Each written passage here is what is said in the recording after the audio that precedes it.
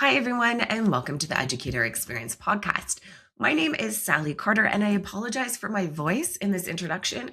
I am battling a nasty flu right now, and I have to say, as much as it sucks being stuck in bed recovering for days, it has given me the opportunity to really do a deep dive into an incredible podcast, the Curiosity Invited podcast.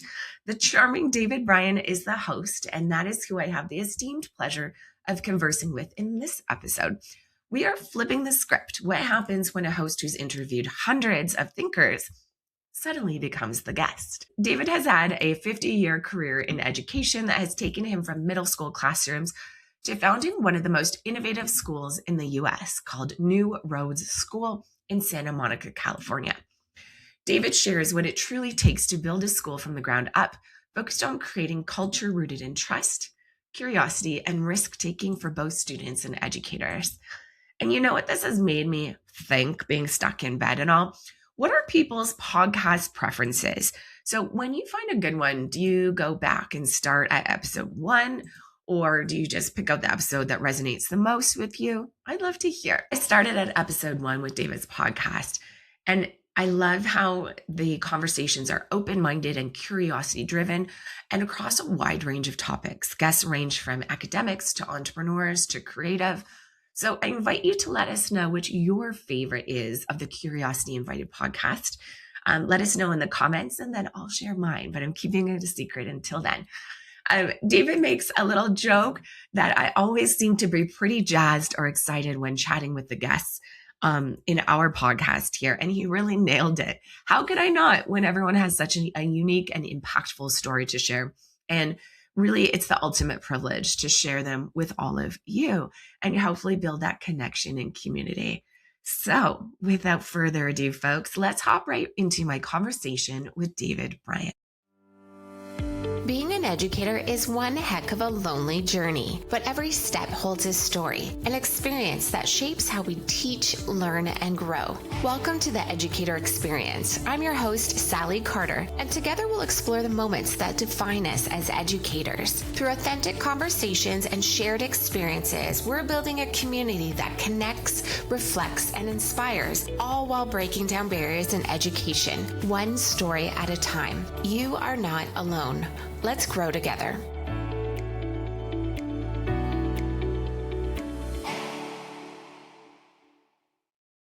Well, David, thank you so much for being here. I am so excited to have you on the Educator Experience podcast. I would love to start off by getting to know you even more and a little bit about your journey into education and where that took you. Well, thank you. Thank you for inviting me. I'm really glad to talk about education or the journey of education with educators. Always good. I'm assuming you are one. I don't know that about your background. Yes. I've been teaching in post-secondary for 10 years. I teach everything business related, marketing, management, leadership, communications. I've taught for a plethora of institutions across BC and Canada. So right now, I work with Northern British Columbia faculty with their Applied Business Technology department. And then I also work with Thompson Rivers University here in Kamloops, and I work as an educational developer. So I support faculty development, but specializing in AI, which is super interesting, and navigating that in teaching and learning. I'm going to try and focus on me, right? I'm not used to being on this side of the conversation, right?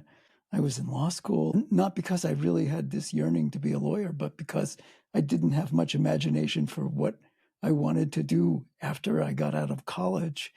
By then, I had been in institutions long enough to know that I didn't want to pay for my education. So I knew that if I got placed in a graduate program as well, they would pay my tuition, even if it was larger than so exactly. So I went shopping one day in the social science building, and I landed in the communication department, and they offered me the best gig.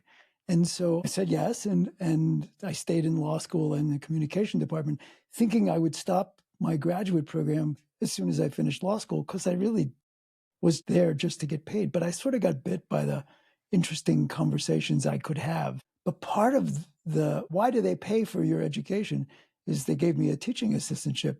And so suddenly there I was, and I was pretty shy. There I was in front of a group of like 40 or 50 kids in a communication 101 class. And it's like, oh my God, I was so nervous. It is nerve-wracking. You're like, I don't know what I'm doing, but I can't tell anybody that. Yeah. Exactly. So I just really, just to calm myself down, I took attendance the first day of class. And one person was the name, I'm reading off the names, and one is Timothy Leary. And I said, wait, Timothy Leary, any relation? And the kid said, to who? And Tim Leary, do you know Timothy Leary? Or are you too young as well? Heard the name. LSD, the person who made LSD popular Interesting. in the Okay. world. So I said, he said, to who? I said, really? I said, do you guys know who the Beatles are? And they all cracked up. And hearing the cracking up, it was like, oh, this could be fun. Yeah. So that's what started me in education. But there's no way I was going to go into being a teacher. So I had a bunch of adventures, and I was living in Buffalo, New York, which is where I was graduate degree, and got really tired of the winter. So I ran away to sunny and warmer clients, and I lived on a boat Totally for a opposite. few years, and living on a boat. I didn't know anything about boats, but I learned a lot. And living on a boat and working on boats, you have to pay attention to your own small little world, because fiberglass that thick is the only thing keeping you afloat. So it's a claustrophobic attitude, because that's what you're paying attention to most of the time. So came back from one day of, working on somebody else's boat. And as my habit, I was sitting in the cockpit of my boat. I love the rocking back and forth and the sound of the ropes and the sheets, but thinking, God, I wonder what I could do in the world, because I didn't want to just pay attention to my own little. And I was sipping on some amaretto, and I went down below to pour a little bit more. And someone said, well, you could always teach high school. And the shocking thing about that was there was nobody there. So somehow the voice came, I don't know how, I don't necessarily believe in anything else other than voices from my own mind, but it was a little scary at first because it was really vivid. I sat there and I was thinking about it. And I was like, well, I probably could teach high school. I mean, I know a bunch of stuff by now, and I don't know, maybe I could teach high school. And within a month, I sold my boat, rid of my stuff. What was left of my family lived out in California. So I went out to California, got an emergency substitute teaching credential in LA schools, Los Angeles schools, and I became a substitute teacher, which that's I wouldn't recommend that to anybody who's thinking about education, to dip their toe in the water as a sub, especially in an urban school district, because it was wild.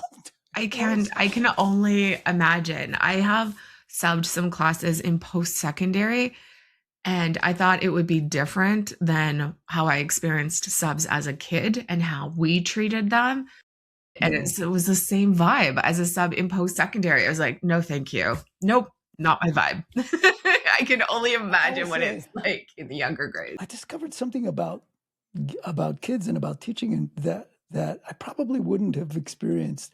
I mean, if I had not done that, I walked into my first classroom, might have been my second assignment, and I mean, it was wild. It was like there's 45 kids in the class. It was a biology class, and the teacher left no assignment. And the kids it's an inner city school, and the kids were like, sub. So that's just raw meat, right? I said, okay, look, here's the deal. There's no assignment for us to do.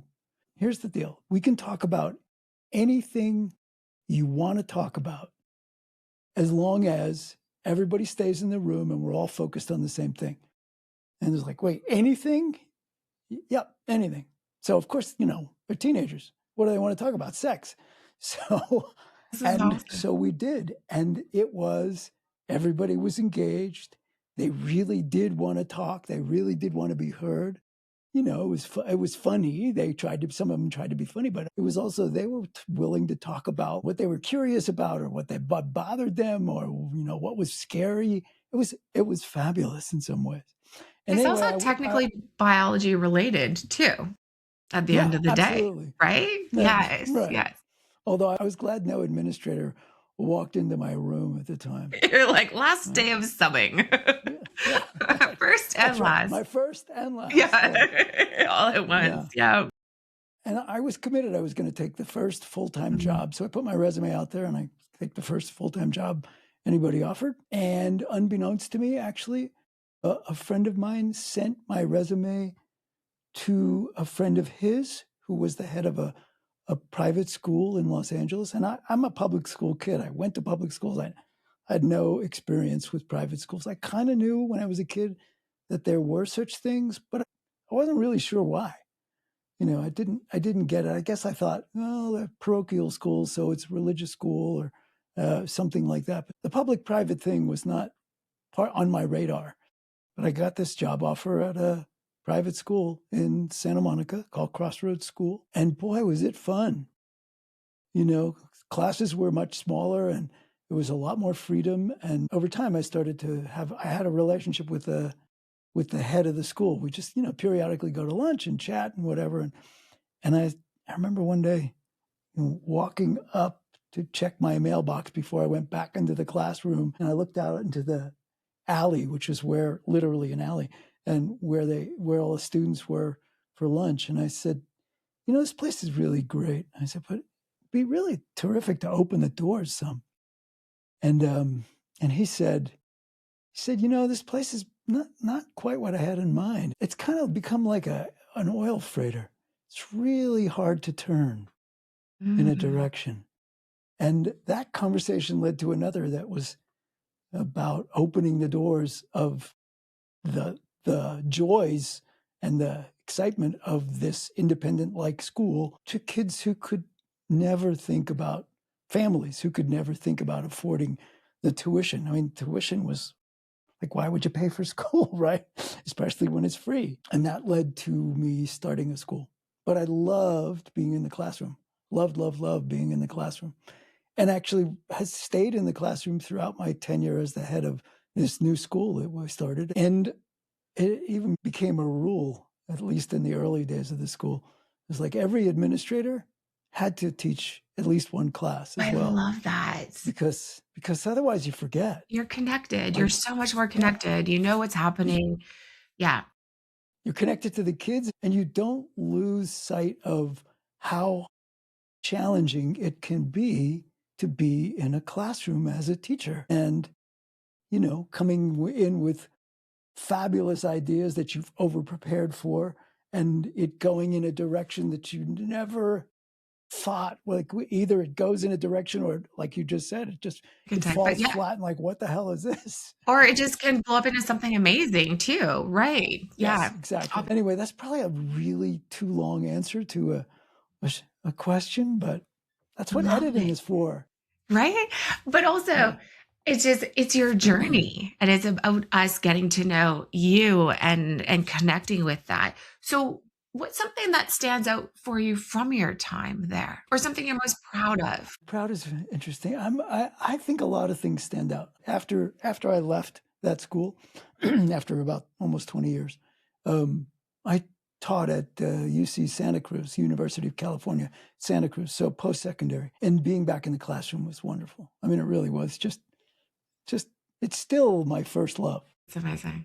I think it's really easy for people in education who end up in administration in some role to forget what it's like to be with kids as a teacher. There's not enough trust of what teachers can do, will do, should do in the classroom. Most of the time, if the administration of a school has done its job well, then they've hired the right people. Mm-hmm.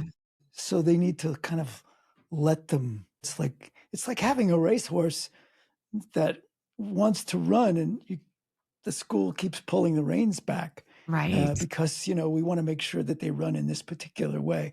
And I think that's a mistake. Kids are unique. I don't care what kind of a classroom you structure, etc. There is going to be so much variety in every classroom. And people learn differently. People are interested in different things. Some people learn from the assignment that you have crafted that's perfect. And some people will learn that same thing in a throwaway assignment that you sort of just gave to keep people moving forward. And yet that's where it really sinks in for them.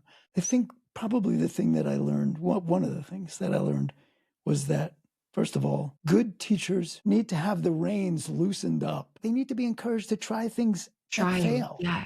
Yeah. Right? Experiment and play yeah, and not be kept in absolutely. this strict box of this is how we do things here. The Yeah. brightest minds, they're going to figure out other ways to connect with students. It is absolutely the case that oftentimes teachers, sometimes for good reason, sometimes for reasons like they're being told to do this by somebody with authority, and sometimes just because they make the mistake of sort of falling back on teaching how they were taught. They see the day and they see the job as it's their job to deliver the stuff.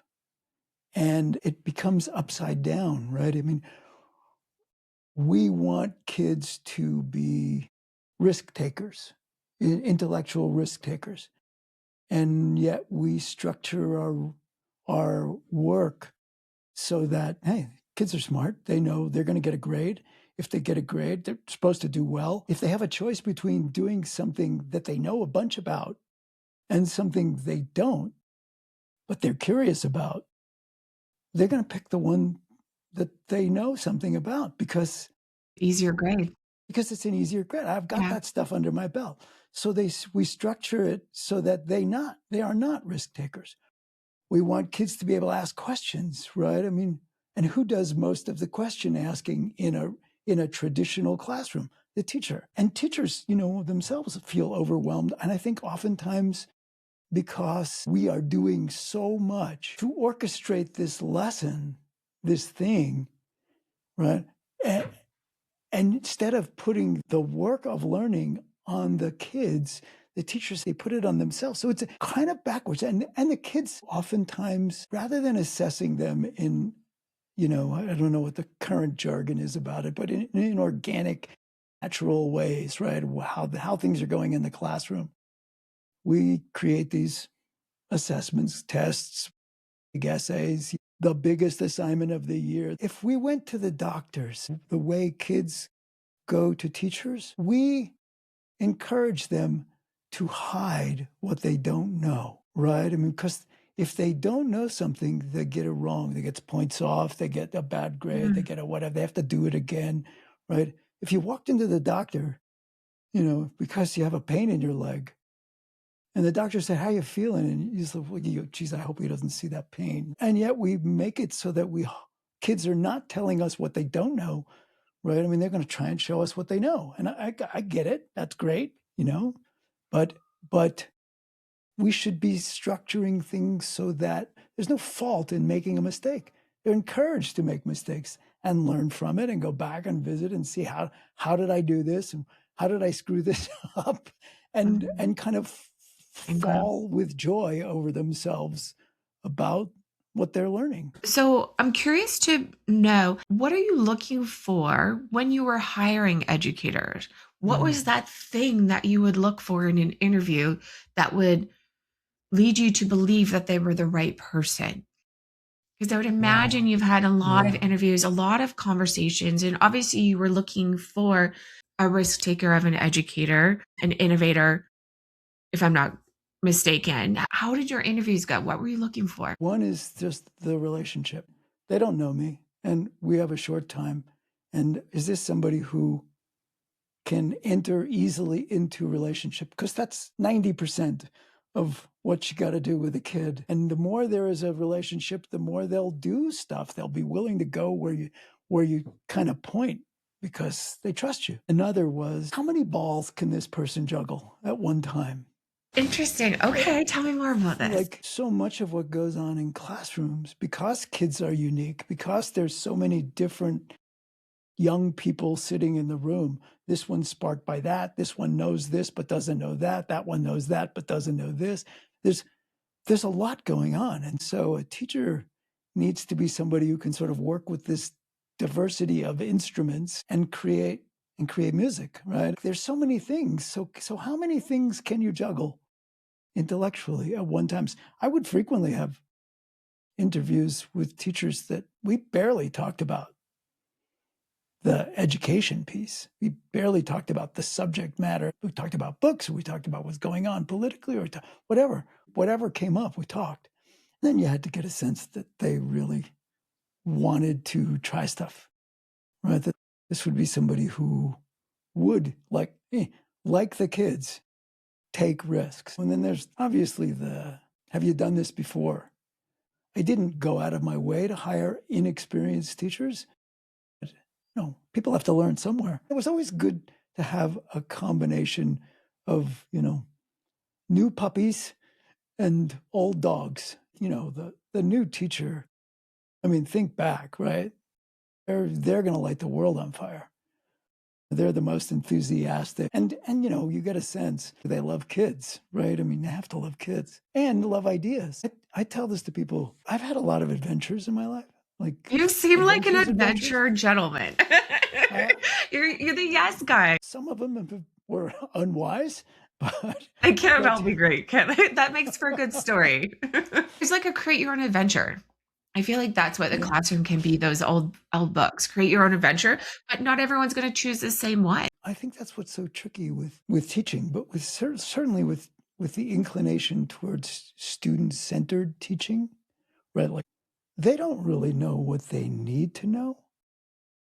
The teachers need to know, at least somewhat, what the students need to know, and yet go to where the students are and work with what the students are interested in learning to somehow coax them to learn the things they need to know so that they walk out of the room in a French class speaking French.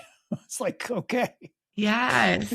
Right? It can't just be anything goes. It's got to be connected. Right? Teaching is a really hard job. It's messy, and it doesn't happen in a linear way. If it does, life is boring. Maybe more so now than ever. The roles of teachers is to get students ready to enter a world where the things that they're going to be doing are completely unpredictable. We have no idea. Kids will be taking jobs and careers and starting businesses in fields that don't exist today. I never thought about that. The world's going to be so different for them. You're not going to get the kind of education you need from reading this section, go to the questions, answer the questions at the back of the chapter, and you can find them in the back of the book. That's not the world they're going to live in. The things that will most benefit from school, if it's the right school, is being curious, right? No pun. My podcast is Curiosity Invited, but being curious, right? And knowing what to do when you don't know what to do, right? Because that's what they're going to bump into. I know in my role, whether it was teaching or starting a school or some of the other things that I've done over the years, it's like if I bumped into things that I had never seen before. This came through my desk. And what do I do now? Well, and then schools frequently go out of their way to unteach them the natural impulse. If you get a puzzle that you're responsible for solving and you've never seen one before, but you've got colleagues in similar roles, it's sort of irresponsible on your part to not pick up the phone and say, hey, have you ever seen one of these things before? Right? And if a kid does that, it's cheating. Right. What? Right. We should be learning from each other all the time. Because they may not know what to do either. So you got to figure it out together. I love that. So, how about your podcast? Are you open to sharing a bit about that, how you got into that, and how that's going for you? It's so cool. Well, so here I am in Powell, Wyoming, right? So here I was coming from UC Santa Cruz and loving teaching. And there's a college 3 blocks away. I thought, oh, great. I can get a little part-time gig there. I love it. Except their enrollment is heading in that direction. And so they were laying off teachers. And wow, that's a disappointment. But then I just, started thinking there's a technology out there and there's all this stuff. So let me try that. You didn't need much to start a podcast. Little did I know, right, how it could grow. At least the equipment.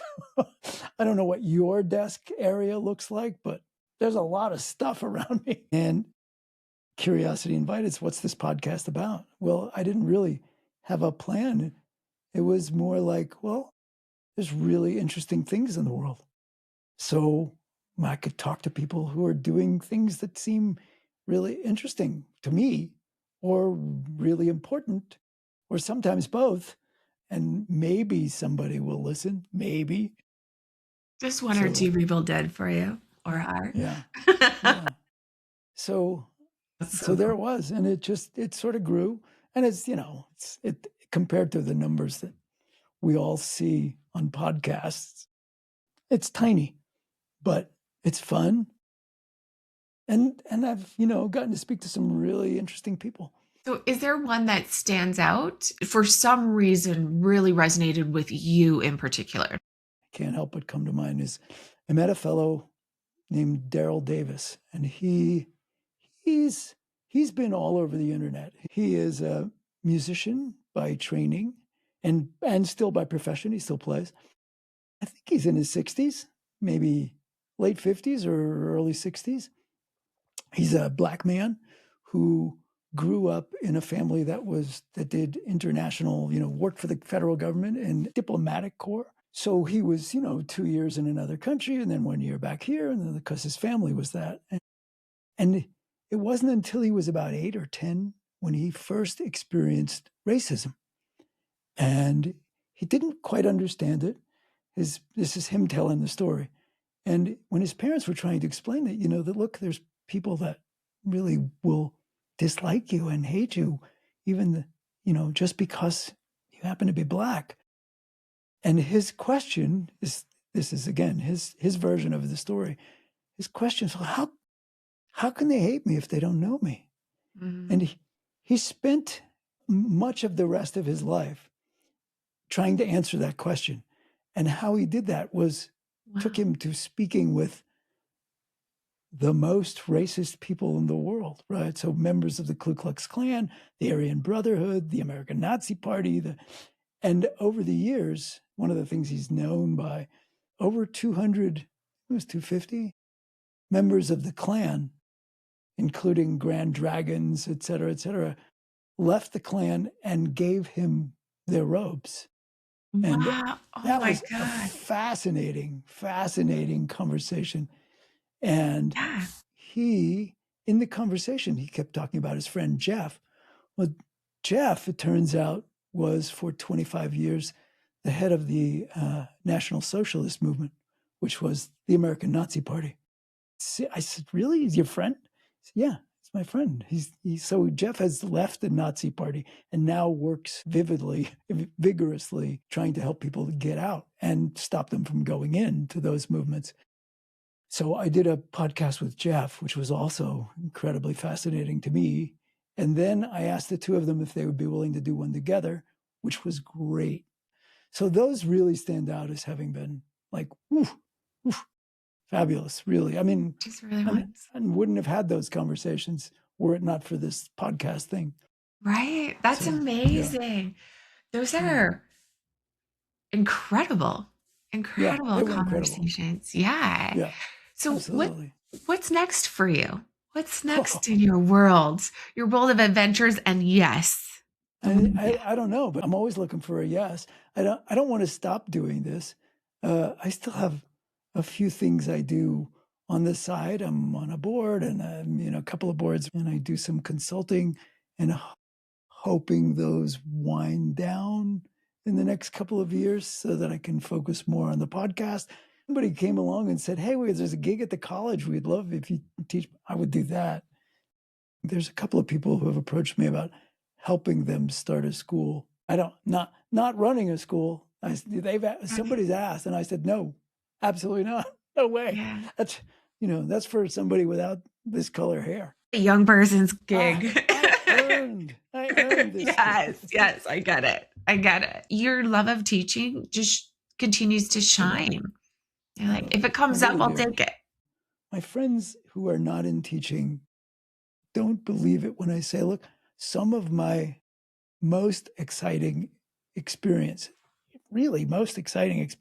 have been in a classroom with kids, right? I mean, where you just they see something and they're turned on by it. And now they've got a tiger by the tail and they just want to hold on and chase it. And that's thrilling. It's always been. Just think so differently. Their questions are not questions that an adult brain would necessarily connect or ask.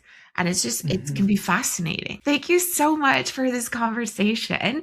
And as we start to wind down, what's one piece of advice you might have for a new educator coming into the field?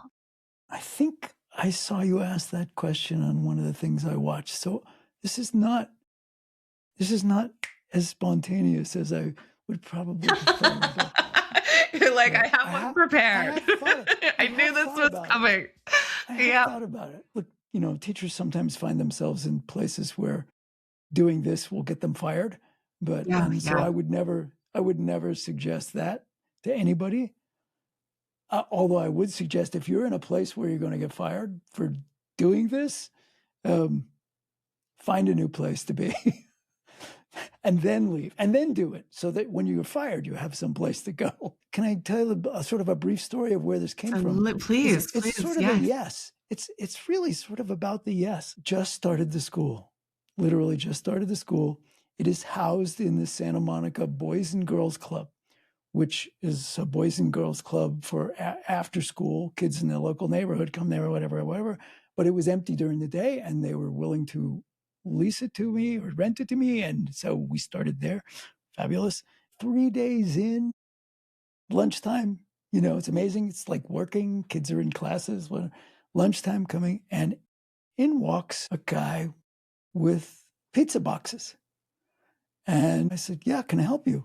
And he said, yeah, I'm from the pizza place. I said, I think you have the wrong address. But nobody here ordered a pizza. And this little kid, I'll never forget him, Noah Sloan taught me this lesson. This little 7th grade kid, who was a rascal, he said, oh no, I ordered that. And I was like, I just watched myself go, wait, what? You ordered pizza? What? No, absolutely not. What? And he was a little scared, and he said, okay, why not? And exactly, it so disarmed me. I was like, I said, okay, why not? Noah, I can't think of a reason why not. So until I can, you can do this.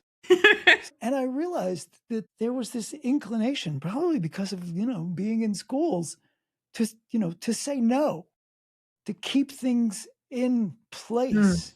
Whenever I could, I tried to find a yes. Some requests you can't find it. Hey, can I never take algebra? And no, you can't. You have to, right? And so there's certain things that, but hey, can I learn algebra by working on computer Yeah, we'll try and figure out a way for you to do this. So I would say, as a teacher, try to be a teacher who leans into yes before they come up with the no. A teacher who finds the yes. Thank you. Yeah. Thanks, David. Oh my gosh, I'm so excited. I know you joked that I get super excited about my conversations, but how can I not?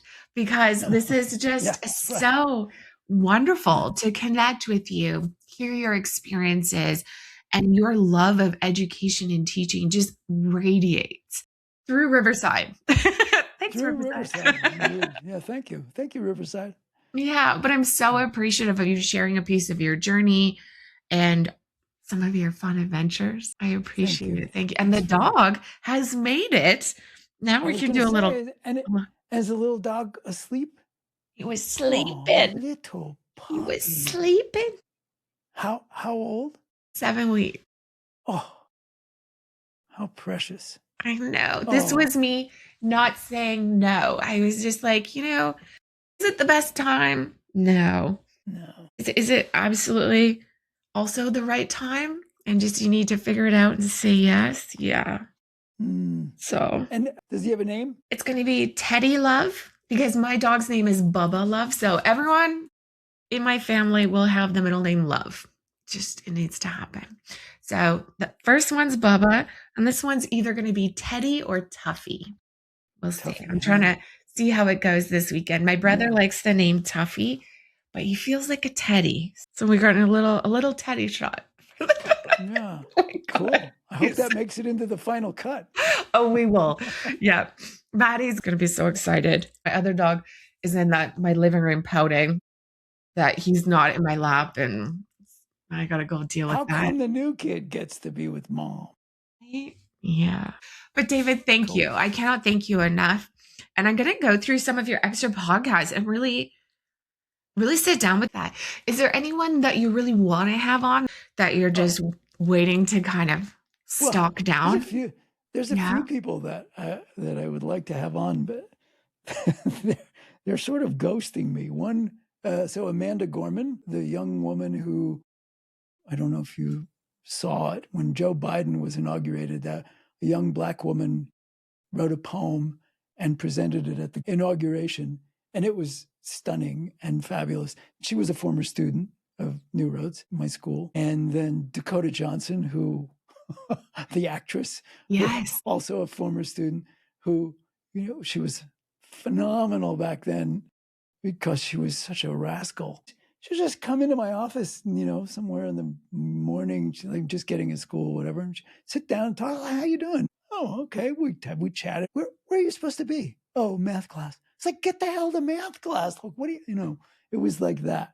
Rascal. Yeah. So total rascal. So I would love to have her on, just because it'd be great to see her. And I'm friends with Karen Bass, who is the mayor of Los Angeles. Mm. And she's been on a few times, but I'd like to have her back, especially because what it was like to have your city invaded by ICE and the National Guard. And I mean, just crazy.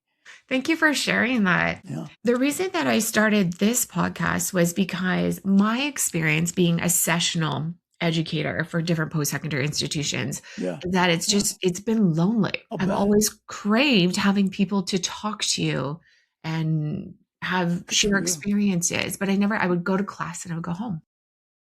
Do you do this remotely, or did you do it on the campus? So I've done both. Yeah. Yeah. So a lot of online work, but I've done some on campus, but it was like do my classes and then go home. I never socialized. I wasn't part of large departments. So I didn't have a lot of people to talk to about my teaching. So I always craved that. That was why I started the educator experience, was to really help build community, shared resources, just shared That's great. communication. Yeah, in general. That's super smart too. That was my experience, by the way, teaching.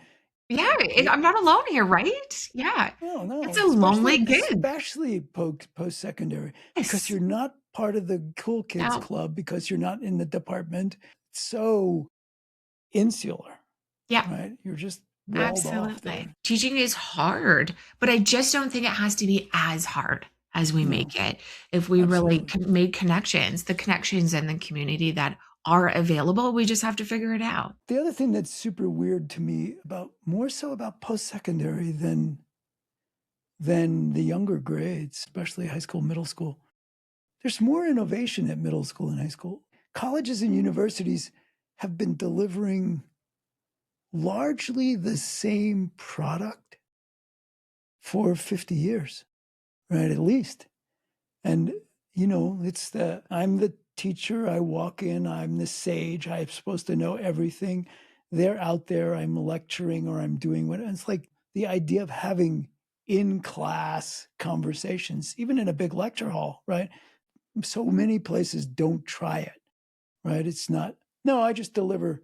You're here to learn whatever it is, physics, and here it is. And if you have questions, go ask your TA.